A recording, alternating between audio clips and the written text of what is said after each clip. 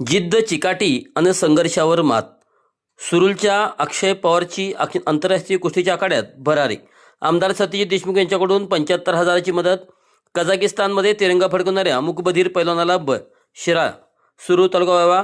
प्रतिकूल परिस्थितीवर मात करत जिद्द चिकाटी आणि अथक परिश्रमाच्या जोरावर आंतरराष्ट्रीय कुस्तीच्या आखाड्यात झेप घेणाऱ्या सुरूलच्या सुपुत्राला आमदार सत्यजित देशमुख यांनी मायेचा आणि मदतीचा हात दिला.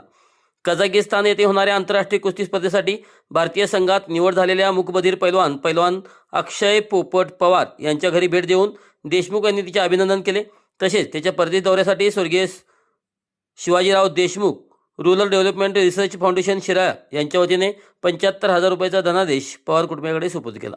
अक्षयचे या यशस्वी प्रवास अत्यंत संघर्षमय आहे. हलकीच्या आर्थिक परिस्थितीत आई वडिलांच्या कष्टाची जाणीव ठेवत त्यांनी गावातील जय हनुमान तालीम येथे घाम गाळला. परिस्थितीने अनेक अडथळे आणले, मात्र अक्षयने हार न मानता कुस्तीच्या सरावातून आपले ध्येय गाठले. आता कझाकिस्तान मातीत भारतीय संघाचे प्रतिनिधित्व करताना तिरंगा फडकवण्याची संधी त्याला मिळत आहे. अक्षयच्या आंतरराष्ट्रीय निवडीची माहिती सोशल मीडियाच्या माध्यमातून समजल्यावर आमदार सत्यजित देशमुख यांनी तिच्या घरी जाऊन त्याचे कौतुक केले. परदेशातील स्पर्धेसाठी येणारा मोठा खर्च पवार कुटुंबासाठी अडचणीचा ठरत असल्याचे लक्षात आले. त्यांनी 75,000 रुपयाची आर्थिक मदत केली. पवार कुटुंबाच्या पाठीशी भविष्यातही खंबीरपणे उभे राहण्याची ग्वाही दिली. आपल्या भागातील गुणवंत खेळाडूंना योग्य वेळी पाठबळ मिळाले तर ते जग जिंकू शकतात. अक्षय आपल्या चितीने ते सिद्ध केले आहे. कझाकिस्तानमध्ये तो नक्कीच चमकदार कामगिरी करून देशाचे नाव उज्ज्वल करेल, असा विश्वास आमदार सत्यजित देशमुख यांनी व्यक्त केला. युवा सहकारी सागर खोत यांच्यासह प्रमुख पदाधिकारी व ग्रामस्थ उपस्थित होते. अक्षयच्या यशामुळे सुरूलसह संपूर्ण वावा तालुक्यातून त्याच्यावर अभिनंदनाचा वर्षाव होत आहे. संघर्षातून उभ्या राहिलेल्या या गुणवान पैलवानाच्या आंतरराष्ट्रीय भरारीकडे आता संपूर्ण तालुक्याचे लक्ष लागले आहे. पूर्वक पहिल्यांदा तुमचं मला कौतुक करावंसं वाटतं की असे हे कुठंतरी अडगळीत पडलेले जे हिरे आहेत ते हिरे शोधण्याची मोहीम तुम्ही सातत्यानं करताय.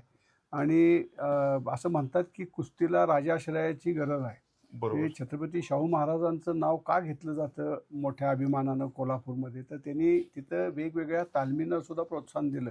आणि त्या तालमींच्या माध्यमातून खूप मोठ्या पद्धतीनं एक पिळदार शरीरयष्टी पाहिजे आणि सगळा अवघा पश्चिम महाराष्ट्र जो आहे तो तिथं कोल्हापूरला जायचा. आज मला अभिमानानं सांगावं असं वाटतं की हिंद केसरी गणपतराव आंधळकर आमच्या भागातले जाईल. मारुती माने की ज्या मारुती मानेंच्याकडे बघितल्यानंतर आपल्याला बलदंडता काय असते एका शरीराची ती आपल्याला अनुभवायला मिळते. ती आपल्या सांगली जिल्ह्याची कितीतरी म्हणजे माझे वडील बंडा पाटील रेटरेकर आमच्या शेजारचे शिवधडी शेजारचे रेटरे वारणा गावचे आहेत. ते तिथले म्हणजे प्रचंड मोठ्या पद्धतीनं ही जी मल्लविद्येची जी परंपरा आहे ती आपल्या ह्या पश्चिम महाराष्ट्रामध्ये कोल्हापूरनं जोपासलेली आहे राजाश्रयाच्या जोरावरती.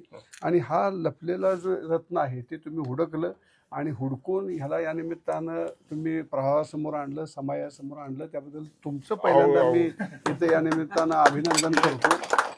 आणि दुसरं सगळ्यात महत्त्वाचं म्हणजे मगाशी माझ्या वडिलांचा कैलासवासी शिवाजीराव देशमुख साहेबांचा आपण उल्लेख केला. माझे वडील हे जरी जन्म त्यांचा कोकरूडला झाला असेल तर त्यांचं लालन पालन पोषण संगोपन शिक्षण संस्कार हे सगळे कोल्हापूरचे झाले. म्हणजे त्यांनी मला कायम सांगितलेलं आहे की कशा पद्धतीनं मोहम्मद आणि हे करायचं. चनगी रामांच्या बाबतीत त्यांनी मला सांगितलेलं आहे. मुत्याळ नावाचे एक पैलवान मुत्याळ नावाचे चंबा मुत्याळांच्यापर्यंत त्यांनी मला सांगितलं होतं. म्हणजे मला कायम सांगायचे की सतीर ही मल्लविद्या जी आहे ही मल्लविद्या ग्रामीण भागाचा आपला बाज आहे आणि टिकायला पाहिजे. आणि त्यांनी त्यांच्या हयातीमध्ये तुम्ही कोकरूडमध्ये या. खासबाग म्हणजे त्यांचा आत्मा होता आणि खासबाग सारखाच म्हणले मला मिनी खासबाग कोकरूडला करायचा आहे आणि तो त्यांनी केला. तुम्ही तुमच्याकडे कोकरूडला या. कोकरूडला तुम्ही बघा ही अनेक सुरूरमधली अनेक मुलं तिथे कोकरूडला कुस्ती खेळायला सुद्धा आलेली असतील. तर मिनी खासबाग त्यांनी उभा केला. दुर्दैवानं ते काळाच्या पडद्याआड गेले, पण ते जिवंत कसे राहतील. शेवटी माणूस गेला तरी त्याचं कर्तृत्व जिवंत ठेवायला पाहिजे. तर कर्तृत्व जिवंत ठेवायचं असेल तर ही कुस्तीची परंपरा आपल्या आपल्या परीनं आपण जोपासली पाहिजे. आणि त्यासाठी शेडगेवाडीला सुद्धा राहुल जाधव नावाचं एक अत्यंत तरुण पैलवान आहे, त्यांनी आखाडा सुरू केला. त्याला सुद्धा सातत्यानं आम्ही मदत करायचा प्रयत्न करतो. आनंदराव आणखीन त्यांचे सर्व सहकारी तिथं आहेत, आम्ही सगळी मदत करतो त्यांना.